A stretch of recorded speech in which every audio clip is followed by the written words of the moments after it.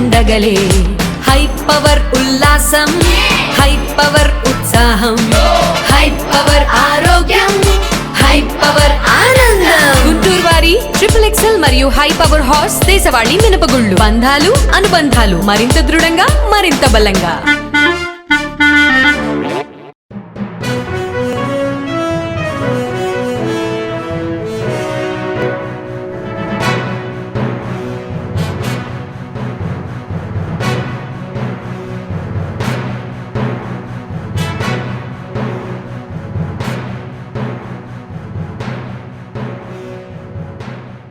నమస్కారం. NXTG news కి స్వాగతం.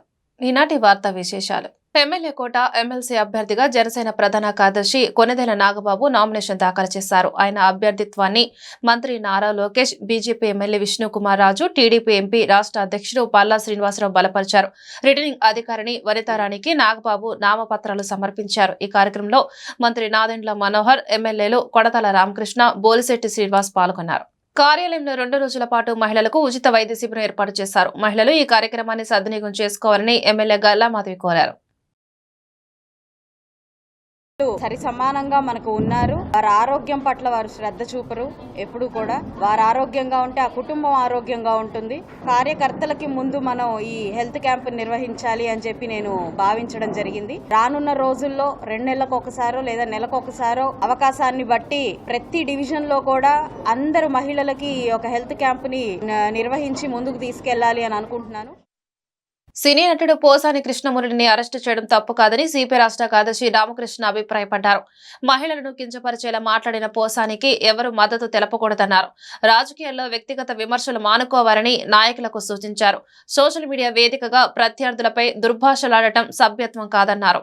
సభ్య సమాజము సిగ్గుతో తలదించుకునే పద్ధతిలో అతను అప్పట్లో కామెంట్స్ చేశాడు. అతని విషయంలో మాత్రమే ఎందుకు ఇంత హార్ష్గా చెప్తున్నానంటే, అతను not only cinema actor, writer, బాగా చదువుకున్నవాడు, పోస్ట్ గ్రాడ్యుయేట్. అలాంటి వాడు దిగజారి అంత నీచంగా మాట్లాడితే నువ్వు పవన్ కళ్యాణ్ మీద కోపం ఉంది, పవన్ కళ్యాణ్ తిట్టు, తప్పులే, విమర్శించు. కానీ పవన్ కళ్యాణ్ భార్యని, వాళ్ళ పిల్లల్ని అవమానించే పద్ధతిలో నీ మాట్లాడడం ఏమరకు సమంజసం? పోసాని లాంటి దిగజారి మాట్లాడిన వాళ్ళని ఎవరు సపోర్ట్ చేసినా కరెక్ట్ కాదు. రాజకీయంగా ఒకరికొరు విమర్శలు చేసుకోవాలి తప్ప వ్యక్తిగత విమర్శలు అందులో ఇట్లా ఇవి తగ్గించాలి. అన్నిటికంటే ముఖ్యంగా మహిళలను కించపరిచేటట్టు మాట్లాడము అది ఏ పార్టీలో ఉండేవాడు చేసినా దాన్ని వ్యతిరేకించాలి. రాష్ట్ర చరిత్రలో తొలిసారి టీచర్ల సీనియారిటీ జాబితా ప్రకటిస్తామని, వారి బదిలీల కోసం ప్రత్యేక చట్టం తీసుకొస్తామని మంత్రి నారా లోకేష్ తెలిపారు. శాసనసభలో ఆయన మాట్లాడారు. విద్యా వ్యవస్థల్లో ఉపాధ్యాయులు ప్రధాన పాత్ర పోషిస్తున్నారని చెప్పారు. వారిపై భారం ఉంటే సరిగ్గా పాఠాలు చెప్పలేరని పేర్కొన్నారు. ఐబీ స్కూల్ ఏర్పాటు చేస్తామని గత ప్రభుత్వం ప్రగల్భాలు పలికింది. వీటి ఏర్పాటుకు నివేదిక తెప్పిస్తామని 5 కోట్లు ఖర్చు చేసింది. 1 క్లాస్ 1 టీచర్ విధానాన్ని నేను బలంగా విశ్వసిస్తా. ప్రస్తుతం కేవలం 1400 పాఠశాలల్లోనే ఈ విధానం ఉంది. 10,000 స్కూళ్లలో దీన్ని అమలు చేస్తాం. విద్యార్థులకు బ్యాగ్ బరువు తగ్గించేలా సంస్కరణలు తీసుకొస్తున్నాం. వారికి నాణ్యమైన యూనిఫామ్ ఇస్తున్నాం. విద్యారంగంలో సంస్కరణల కోసం అన్ని వర్గాలు కలిసి పనిచేయాలి. అందరూ కలిసి పనిచేస్తే దేశానికి ఆదర్శంగా ఏపీ నిలుస్తుందని నారా లోకేష్ అన్నారు. సీనియారిటీ లిస్ట్ మేము పబ్లిక్లీ డిక్లేరింగ్. ఉపాధ్యాయులు డైరెక్ట్ వాళ్ళ సీనియారిటీ లిస్ట్ చూసుకోవచ్చు. సీనియారిటీ లిస్ట్ లో తప్పులు ఏమైనా ఉంటే ఇమీడియట్ గా డిఓ గారి దగ్గరికి వెళ్ళి కరెక్ట్ చేయించుకోవచ్చు. ఇది ఎందుకు చేస్తున్నాం? ఇక్కడ నుంచి క్యాబినెట్, ఈ రోజు క్యాబినెట్ కాదు, వచ్చే క్యాబినెట్ కి టీచర్ ట్రాన్స్ఫర్ యాక్ట్ తీసుకొస్తున్నాం అధ్యక్ష. ఇవన్నీ ఎందుకు చేస్తున్నాం అంటే అధ్యక్ష, ఉపాధ్యాయులు కూడా మొత్తం విద్యా వ్యవస్థలో కీలకమైన పాత్ర వహిస్తారు. లేనిపోని యాప్లు, లేనిపోని ప్రెషరు, లేనిపోని పొలిటికల్ ఇంటర్ఫియరెన్స్ వల్ల వాళ్ళు సరైన పాఠాలు పిల్లలకి చెప్పలేకపోతున్నారని బలంగా కూటమి ప్రభుత్వం నమ్ముతుంది. మాజీ ముఖ్యమంత్రి గారికి ఆత్మలతో మాట్లాడటం చాలా ఇష్టం సార్. ఒకరోజు ఒక ఆత్మతో మాడతారు, పొద్దునొచ్చి ఐబీ అంటారు అధ్యక్ష. మళ్ళీ దాని తర్వాత ఒకరోజు స్టోఫల్ అంటారు, ఒకరోజు సిబిఎస్ఈ అంటారు. 3 లెటర్స్ డిస్కస్. మొదటిది ఐబీ స్కూల్ పెట్టారా? లేదు. కానీ ఐబీ దగ్గర నుంచి ఒక రిపోర్ట్ తెప్పించేదానికి 5 కోట్ల రూపాయలు ఖర్చు పెట్టారు అధ్యక్ష. 5 కోట్ల రూపాయలు ఒక రిపోర్ట్ కోసం. అది అలానే టోఫల్ ఏమైనా అమలు చేశారా? చేయలేదు. ఉపాధ్యాయుల్ని ప్రిపేర్ చేయకుండా సింపుల్ గా సిబిఎస్ఈ మోడల్ ఆఫ్ ఎగ్జామ్స్ అనేసారు అధ్యక్ష. ఓకే, 10th క్లాస్లో చేశారు సరే, 9th క్లాస్లో ఆ మోడల్ తీసుకొచ్చారా? ఎందుకంటే మన ఫార్మాట్కి ఆ ఫార్మాట్కి తేడం తీసుకురాలి. నేను భయపడి ఇమీడియట్గా మాక్ ఎగ్జామ్ పెట్టమని చెప్పాను. పెడితే 90% మంది పిల్లలు ఏదో ఒక ఎగ్జామ్లో ఏదో ఒక సబ్జెక్ట్లో ఫెయిల్ అయ్యారు. నేను ఎక్కడ భయపడానంటే ప్రత్యేకంగా మహిళలు ఫెయిల్ అవుతే ఆడబిడ్డలు ఫెయిల్ అవుతే ఇంట్లో పెళ్లి చేస్తారని భయపడతారు. సోషల్ ఇష్యూస్ వస్తాయి ఊర్లో. అందుకే నేనేం చెప్పండి అధికారులకి, CBSE model of examination will postpone by 3 years. ఉపాధ్యాయుల్ని రెడీ చేద్దాం, పిల్లల్ని ప్రిపేర్ చేద్దాం, తల్లిదండ్రులు కూడా ఈ ఎగ్జామ్ వల్ల ఏమేమి జరగకపోతే వాళ్ళకి ఇంటిమేట్ చేసి రాబోయే 3 సంవత్సరాల్లో ఈ మోడల్కి స్విచ్ అవుదాం నేను చెప్తాను జరిగింది అధ్యక్ష. అందుకే మేము నమ్మేది ప్రతి పంచాయతీకి మోడల్ ప్రైమరీ స్కూల్ అంటే 1 class 1 teacher ఉండాలి, ల్యాబ్స్ రావాలి, కంప్యూటర్ ల్యాబ్స్ కూడా ఏర్పాటు చేయాలి. ఇప్పుడు మీరు చూస్తే 1 class 1 teacher అనేది కేవలం 1400 పాఠశాలలోనే. ఈ సంస్కరణ ద్వారా కనీసం 10,000 పాఠశాలలకి 1 class 1 teacher తీసుకెళ్లిన లక్ష్యంతో మేము పనిచేస్తున్నాం అధ్యక్ష. గౌరవ సభ్యులందరినీ కోరేది ఇది కేవలం ఒక లోకేష్తోనో ఒక ప్రభుత్వంతోనే సాధ్యం కాదు. ప్రజలందరూ దీంట్లో భాగస్వామ్యం. ఒక పక్కన పిల్లలు ఉన్నారు, చదువుకునే పిల్లలు ఉన్నారు, తల్లిదండ్రులు ఉన్నారు, ఉపాధ్యాయులు ఉన్నారు. ముగ్గురు కలిసికట్టుగా కానీ ఈ సంస్కరణ ముందలు తీసుకెళ్తే రాబోయే 3 సంవత్సరాలు ఢిల్లీ మోడల్ కాదు కదా, ఆంధ్ర మోడల్ ఆఫ్ ఎడ్యుకేషన్ ప్రపంచానికి మనం పరిచయం చేయగలిగిన వ్యక్తులు అవుతాం అధ్యక్ష. ఈరోజు కూడా నేను డిస్కస్ చేశాను. ఇదిగో నారాయణ సార్ ఇక్కడ ఉన్నారు కనుక అడిగేస్తాను. మేము అనుకున్నాం టీచర్ ట్రైనింగ్ ఒక ఇన్స్టిట్యూట్ ఇక్కడ పెడదామని, one of the global institute. Andhra Pradesh శాసన మండలి సమావేశాలు కొనసాగుతున్నాయి. ఇందులో భాగంగా జిల్లాల పునర్వ్యవస్థీకరణపై పలువురు ఎమ్మెల్సీలు ప్రశ్నలు సంధించారు. వీటికి మంత్రి అనగాని సత్యప్రసాద్ సమాధానాలిచ్చారు. జిల్లాల పునర్వ్యవస్థీకరణ ప్రతిపాదన ప్రభుత్వం వద్ద లేదని ఆయన స్పష్టం చేశారు. గత ప్రభుత్వం ఈ అంశంపై కేబినెట్ లోనూ చర్చించలేదు. జిల్లాల పునర్వ్యవస్థీకరణను వారు అస్తవ్యస్తంగా చేశారు. అద్దంకి, మడకశిర రెవెన్యూ డివిజన్ల ఏర్పాటుపై సానుకూలంగా ఉన్నాం. ఎమ్మెగనూరు, ఉదయగిరి రెవెన్యూ డివిజన్లుగా మార్చాలని ప్రతిపాదనలున్నాయని అనగాని సత్యప్రసాద్ వివరించారు. వైసీపీ ప్రభుత్వం అధ్యక్ష పెద్దలు చెప్పినట్టుగా అశాస్త్రీయంగా ఎవరికి చర్చించకుండా ఈవెన్ కేబినెట్ ఏదైతే జనవరి 21 జరిగినటువంటి కేబినెట్ లో కూడా చర్చించకుండా జనవరి 25న హుటాహుటిన ఒక నోట్ ఇచ్చి మంత్రులకి ఈ యొక్క విభజన చేశారు అధ్యక్ష. తొందరపాటు నిర్ణయాలతో అధ్యక్ష అశాస్త్రీయంగా చేశారు అధ్యక్ష. ఈ ప్రాంతాల మధ్య విభేదాలు రెచ్చగొట్టారు తప్ప ఎక్కడ కూడా వాళ్ళ మధ్య చర్చ పెట్టి ఎలా చేస్తే బాగుంటుందని చెప్పేసి ఈవెన్ ప్రజాప్రతినిధులతో మాట్లాడేటువంటి పరిస్థితి అధ్యక్ష. అలాగే అధ్యక్ష రాజకీయ ప్రజల కోసం అధ్యక్ష నియోజకవర్గాలను, డివిజన్లు, మండలాలను కూడా అంటే అస్తవ్యస్తంగా చేసినటువంటి పరిస్థితి మనం చూసాం అధ్యక్ష. కనీసం ఇప్పుడు పెద్దలు దుబారా రామారావు చెప్పినట్టుగా 24లో ఎప్పుడైతే ఎలక్షన్ ఉందో అప్పుడు దాకా కూడా, ఎందుకంటే డిస్ట్రిక్ట్ మెజిస్ట్రేట్స్ అధ్యక్ష, కలెక్టర్ అంటే ఒక డిస్ట్రిక్ట్ మెజిస్ట్రేట్ సుప్రీం పవర్ అధ్యక్ష అక్కడ జిల్లాకి. అలాంటి వారిలో కూర్చోవడం ఒక బెంచి కూడా లేనటువంటి ఇవన్నీ కూడా క్రమక్రమంగా మేము ఇప్పుడు వచ్చినటువంటి 9 నెలల్లో మేము వాటిని సరిద్దామని చూస్తాం తప్ప ఎక్కడ కూడా కొత్త ప్రతిపాదన జిల్లాలకు లేదు అధ్యక్ష. వైసీపీ ప్రభుత్వ హయాంలోనే విద్యుత్ ఛార్జీలు పెరిగాయని మంత్రి గొట్టిపాటి రవికుమార్ విమర్శించారు. ఆ పార్టీ అధికారంలో ఉన్నప్పుడే ఛార్జీలు పెంచి వాళ్లే ధర్నా చేస్తున్నారని ఎద్దేవా చేశారు. గత ప్రభుత్వం చివరి 2 ఏళ్లలో ప్రజలపై 15,000 కోట్ల భారం వేసిందన్నారు. 2014-19 మధ్య టీడీపీ ప్రభుత్వం విద్యుత్ ఛార్జీలు పెంచలేదని చెప్పారు. ఏపీని మిగులు విద్యుత్ రాష్ట్రంగా గత ప్రభుత్వానికి అప్పగించాం. గత 5 ఏళ్లలో విద్యుత్ వ్యవస్థను వైసీపీ విచ్ఛిన్నం చేసింది. జగన్ హయాంలో 9 సార్లు ఛార్జీలు పెంచారని గొట్టిపాటి రవికుమార్ చెప్పారు. సోలార్ విండ్ని షట్ డౌన్ చేసి కక్షపూరితంగా బయట విపరీతంగా పవర్ పర్చేసెస్ చేయడం వల్ల విపరీతంగా ఛార్జీలు చేసి ప్రజల మీద 9 సార్లు భారం వేశారు. మేమైతే కరెంటు ఛార్జీలు పెంచలేదు. వీళ్ళు 2022-23 పెంచిన ఛార్జెస్ 22-23-24 పెంచిన ఛార్జెస్ ఇవాళ ప్రజల మీద భారం పడింది. ఇది మేము పెంచింది కాదు, ముమ్మాటికి సభ ద్వారా మీకు తెలియజేస్తానని, ప్రజలకు తెలియజేస్తానని గత అసెంబ్లీలో కూడా చెప్పాను, ఇప్పుడు కూడా చెప్తున్నాను. ఈ ప్రశ్న వేసే అర్హత మీకు లేదు, ఈ ప్రశ్న వేసే అర్హత లేదు. నేను మొన్న కూడా చెప్పాను, మీరు పెంచిన విద్యుత్ ఛార్జీలకి మీరే ధర్నా పిలిపినీయటం ఇది విచిత్రమైన సంఘటన. అడిగారు, దాన్ని కూడా ముమ్మాటికి మేము ఒక మాట చెప్తున్నాం సార్. విద్యుత్ ఛార్జీలు ఈ ప్రభుత్వం పెంచబోదు, ఈ ప్రభుత్వం దానికి కట్టుబడి ఉంది. మీరు పదే సత్యదూరమైన మాటలు చెప్పి ప్రజల్ని మేమేదో విద్యుత్ ఛార్జీలు పెంచామనే సత్యదూరమైన మాటలు ప్రజల్లోకి తీసుకెళ్లే ప్రయత్నం గత కౌన్సిల్లో కూడా చేశారు, మళ్ళీ ఇప్పుడు చేశారు. ప్రపంచంలో ఎక్కడ లేని విధంగా వీళ్ళు పెంచిన విద్యుత్ ఛార్జీలకి వీళ్ళే ధర్నాకి పిలుపునివ్వటం, అదేవిధంగా వీళ్ళు పెంచిన విద్యుత్ ఛార్జీలకు వీళ్ళే క్వశ్చన్ వేయటం అనేది ఇదే ప్రక్రియ కొనసాగుతుంది. ప్రజలకు తప్పుదాగే ప్రయత్నం చేస్తా ఉన్నారు.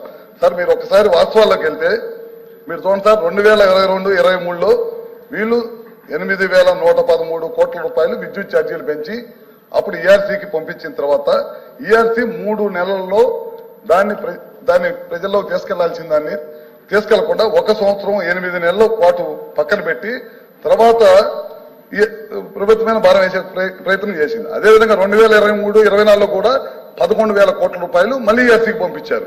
9,400 కోట్ల రూపాయలు భారం వేసి మొత్తం 15,000 కోట్ల రూపాయలు భారం అంతా కూడా 2022-23 వేసిన భారమే అని చెప్పి మీ ద్వారా సభ్యులకు కూడా తెలియజేస్తా ఉన్నాను.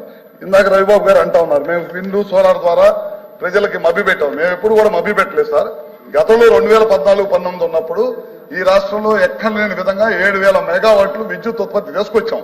తర్వాత ఇలా ప్రభుత్వం వచ్చిన తర్వాత పీపీఎల్ రద్దు చేయటం, వాళ్ళని ఇబ్బంది పెట్టడం, విదేశీ ప్రతినిధుల చేత తిట్లు తినటం, ఈ రాష్ట్రానికి రావాల్సిన ఇన్వెస్టర్ని తరిమి కొట్టడం, రకరకాల కార్యక్రమాలు చేసి విద్యుత్ వ్యవస్థలను అన్నింటినీ కూడా సర్వనాశనం చేసి వాళ్ళు ఇక్కడికి వచ్చేసి సత్యదూరమైన మాటలు చెప్పి ప్రజలని నమ్మించే ప్రయత్నం చేస్తున్నారని చెప్పి కూడా మీకు చెప్తా ఉన్నాను సార్. అంబటి రాంబాబు మతి భ్రమించి మాట్లాడుతున్నారని జనసేన పార్టీ జిల్లా అధ్యక్షులు గాది వెంకటేశ్వరరావు మండిపడ్డారు. రాష్ట్ర బడ్జెట్ గురించి అసెంబ్లీలో మాట్లాడాలి కానీ బయట మాట్లాడడం ఏమిటని ప్రశ్నించారు. శుక్రవారం జనసేన పార్టీ గుంటూరు జిల్లా కార్యాలయంలో ఏర్పాటు చేసిన మీడియా సమావేశంలో ఆయన మాట్లాడుతూ అంబటి రాంబాబుని రాష్ట్ర ప్రజలు బఫూన్ గా చూస్తున్నారని ఎద్దేవా చేశారు. అంబటి రాంబాబు మంత్రిగా చేసిన దోపిడీని ప్రజలు మర్చిపోలేదన్నారు. మీ పాలనలో స్కీమ్లు స్కామ్లు తప్ప ఏమైనా ఉన్నాయా, ఉంటే చర్చకు వచ్చే దమ్ముందా అని సవాల్ విసిరారు. వైసీపీ పార్టీ అసలు రాజకీయ పార్టీ కానే కాదని దొంగల ముఠా పార్టీ అని విరుచుకుపడ్డారు. బడ్జెట్ మీద ఏదో చెప్పే ప్రయత్నం చేశాడు. వాస్తవానికి అది ఎక్కడ చెప్పాలి? అసెంబ్లీకి పోయి మాట్లాడాలి. ప్రతిపక్ష హోదా కావాలని అడుగుతున్నప్పుడు ఆ ప్రయత్నం ఏం చేయకుండా ఏదో తాడేపల్లిలో కూర్చున్నాడు, ఎవడో రాసిచ్చారా, రాసిచ్చిందని చదివాడు. చదువుతూ నోరు పారేసుకున్న దాని మీద సహజంగా రాజకీయ పార్టీలు స్పందించాలి కదా, స్పందిస్తాయి. ఆ స్పందించిన దానికి పాపం ఈ విదూషకుడు గారు వచ్చి నిన్నేదో గింజుకుంటున్నాడు. నువ్వు నిన్నెందుకు కూర్చున్నావు? నువ్వు నిన్న మీ జగన్మోహన్ రెడ్డిని ఏదో అంటున్నారన్నా కదా నువ్వు కూర్చుంది. మరి మా నాయకులు అన్నప్పుడు మేము కూర్చుంటాం కదా. మరి ఆ మాత్రం ఇంగిత జ్ఞానం లేదా నీకు? మేము ఆయన ఏదో మాట్లాడితే మేము మాట్లాడాం, జనసేనలో మమ్మల్ని పంచులోపతిస్తా అన్నారు, చెప్పులు ఇసురుతా అన్నారంటావు. ఎందుకన్నావు ఆ మాట? మీ వాడిని నోరు జరగడు కాబట్టి అన్నాం. మరి నువ్వెందుకు వచ్చావు? మీ వాడిని అన్నావని నువ్వు వచ్చావు కదా. అంటే చెదుడికి చెప్పేవాడు కాదు నీతులు, మనం కూడా ఆశించడానికి ఉండాలి. ఎప్పుడూ కూడా జనసేన పార్టీ నాయకులు కానీ ఏ ఒక్క రాజకీయ పార్టీని మా అంతటిగా మేము నోరెత్తి మాట్లాడింది కానీ క్రిటిసైజ్ చేసినటువంటి సందర్భం కానీ ఏనాడు లేదు మా రాజకీయ ప్రస్థానంలో. మమ్మల్ని ఎవరైనా అన్న తర్వాత మేము కౌంటర్ అటాక్ చేసాం తప్పితే మేముగా స్వతహాగా ఏ ఒక్కరి మీద కూడా ఎప్పుడూ కూడా ఏ సందర్భంలో కూడా నోరు పారేసుకోలేదు. ఏదైనా మాట్లాడితే మేము రాజకీయంగానే మాట్లాడాం. ఎక్కడా కూడా వ్యక్తిగత హననాలు చేసే విధంగా ఏ రోజున పవన్ కళ్యాణ్ గారి దగ్గర స్టార్ట్ చేస్తే కింద ఉన్నటువంటి కార్యకర్త వరకు కూడా ఎప్పుడూ మాట్లాడలేదు మేము. అని మమ్మల్ని అంటే ఏ రోజున ఊరుకునే పరిస్థితి కూడా లేదు మేము రాజకీయాల్లోకి వచ్చింది రాజకీయాల్లో మంచి చేద్దామని, ప్రజలకు మంచి చేయాలని ఆలోచనతో మేము వచ్చాం. మీకులాగా దోచుకుంటాకు వచ్చిన పార్టీ కాదు కదా.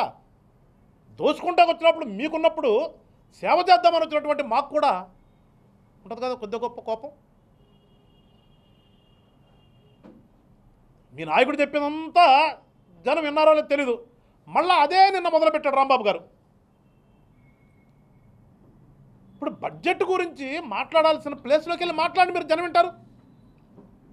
ఇప్పుడు మీరు ఎవరికి ఏం చెప్పదలుచుకున్నారు? మీరు గతంలో మీరున్నప్పుడు గత ప్రభుత్వాలు వచ్చి అసెంబ్లీలో కొట్లాడే కదా. 2 3 4 మీరు హోదా ఇచ్చినా ఇవ్వకపోయినా మేము ఏం చెప్తాం, నేనే ఇచ్చాను హోదా అని. సరే నీకు ఆ యొక్క పవర్ నీకు ఉందా లేదో మేము కిందకి వదిలేస్తున్నాం. నిన్న కూడా మళ్ళీ అదే మాట్లాడతాడు అంబటి రాంబాబు గారు. ఇది కాస్త తెలివిగలడం అనుకున్నాం మేము. క్లియర్గా ఉన్నాయి కదా, రూలింగ్స్ ఉన్నాయి. పార్లమెంట్ రూలింగ్ 1956లో అప్పుడున్నటువంటి ఫస్ట్ లోక్సభ స్పీకర్ గారు మాల్వాంకర్ గారు ఒక డైరెక్షన్ ఇచ్చాడు. ఆ డైరెక్షన్స్ ప్రకారం 120, 121 ప్రకారం కూడా 1/10 ఉండాలి అనేది చట్టం. అది ప్రొసీడింగ్స్. అది దాని ప్రకారం లేదు కనుకనే మొన్నటి రోజున స్పీకర్ గారు మీకు అది కుదరదురా బాబు, మీరు మామూలుగా సభ్యుల్లోగానే వచ్చి మీరు మాట్లాడొచ్చు అని అన్నారు. ఆదేండ్ల మనోహర్ గారిని క్రిటిసైజ్ చేసేటటువంటి స్థాయి నీది ఉందా? అసలు నీదు ఆ స్థాయి తగ్గాడు వాడు నువ్వు ఏమన్నా? అసలు నీకు మనోహర్ గారికి ఏమైనా పోలుకుందా? లేదంటే మీ యొక్క పార్టీలో ఉన్నటువంటి సోకాళ్ళు పాత బ్యాచ్ ఎమ్మెల్యేలు కానీ మంత్రులు కానీ ఏ ఒక్కళ్ళకైనా సరే మనోహర్ గారి పక్కన నుంచున్నటువంటి స్థాయి ఉందా మీకు ఎవరికైనా? స్థాయి లేని మీరు వచ్చి ఒక స్థాయి గల వ్యక్తి మీద మాట్లాడే ముందు కొంచెం ఆలోచించాలి కదా రాంబాబు గారు. అంటే అంత ఎటకారంగా మాట్లాడుతున్నాం, మేము మాట్లాడితే ఎటకారం అంటావు. నీ ఎటకారం ఏంటి? నువ్వు బియ్యం మంత్రా? అదే నీ విఘ్నత? బియ్యం మంత్రి ఉందా క్యాబినెట్లో ఏమన్నా? నీ తెలివితేటలయ్యా. అందుకే నేను ఒక బఫూన్ గడ్లో చూసేది రాష్ట్ర ప్రజలందరూ కూడా. నువ్వు నిజం చెప్పినా కానీ అబద్ధం అనుకున్నారు ఇవాళ రాష్ట్ర ప్రజలు. నీ పరిస్థితి అట్లా అయిపోయింది. ఇది ఏం చేసావు నువ్వు గతంలో? గుర్తులేదా నీకు? అరే పిల్లలు లెట్రిన్ బావులు క్లీన్ చేయడానికి దిగి చనిపోతే వాళ్ళకి సీఎం రిలీఫ్ ఫండ్ కింద 5 లక్షలు వస్తే ఆ 5 లక్షల్లో కూడా 50% నాకు ఇవ్వండి అని చెప్పేసేసి ఆ డబ్బులను వాళ్ళకి ఇవ్వకుండా ఆ చెక్కుని వెనక్కి పంపించేసింది నిజమా కాదా రాంబాబు గారు? ధైర్యం ఉందా నీకు? చెప్పలేదు ధైర్యం? జగన్మోహన్ రెడ్డి ముదిరాజు సంఘం అభివృద్ధికి అండగా నిలుస్తారని మాట ఇచ్చి మమ్మల్ని వాడుకొని వదిలేశారని, మమ్మల్ని రోడ్డున పడవేశారని, మాకు అన్యాయం చేశారని, మా జాతికి జరిగిన అవమానాన్ని భరించలేకనే వైఎస్ఆర్ కాంగ్రెస్ పార్టీకి రాజీనామా చేస్తున్నారని గూడూరు నాని అన్నారు. గుంటూరు నగరంలో ఓ హోటల్లో నిర్వహించిన మీడియా సమావేశంలో ఆయన మాట్లాడారు. మా ముదిరాజు సంఘం నుంచి అలాగే బీసీ సంఘం నుంచి వైఎస్ఆర్సీపీలో బీసీ విభాగాన్ని నా మీద వేసుకొని రాష్ట్రంలో చాలా జిల్లాలు పర్యటించడం జరిగిందన్నారు. 2019 ఎన్నికల్లో బీసీ వాదనని నా మీద వేసుకొని జగన్మోహన్ రెడ్డిని గెలిపించడం కోసం రాష్ట్ర వ్యాప్తంగా ప్రచారం చేశారని అన్నారు. ఆర్థికంగా మేము ఎంతో దెబ్బతిన్నామని చెప్పారు. మరి ఇక్కడ లోకల్ నాయకులు పట్టించుకోకుండా పార్టీ కోసం ఎన్నో చేశారని, అలాగే నా ముదిరాజు కమిటీకి ఎన్నో ఇబ్బందులు ఉన్నాయని చెప్పాను.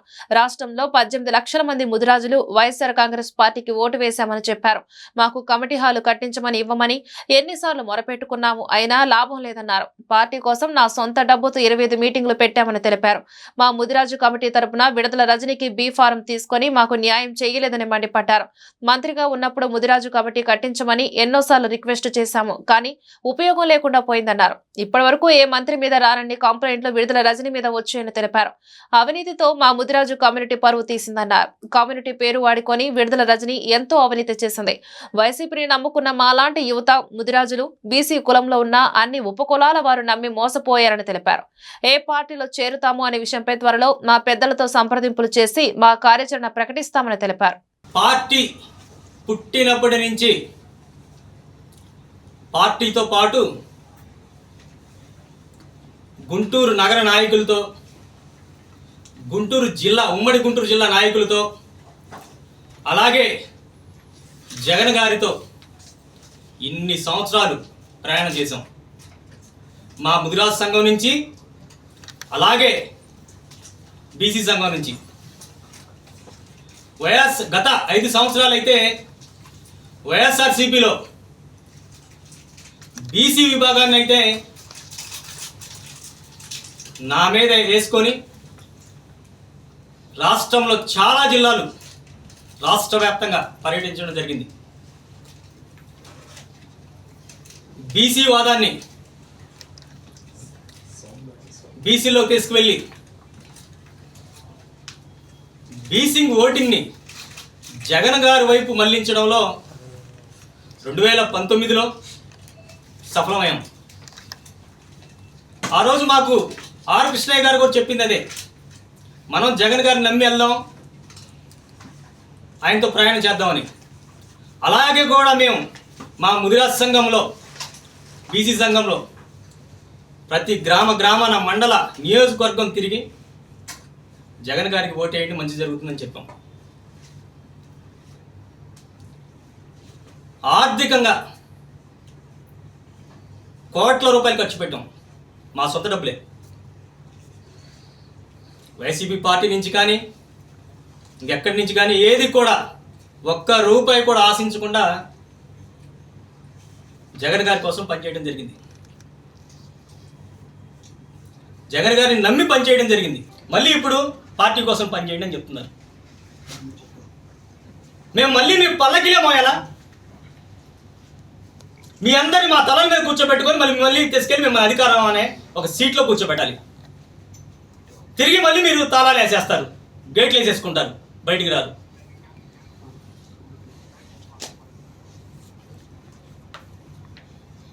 మా కమ్యూనిటీ గురించి అయితే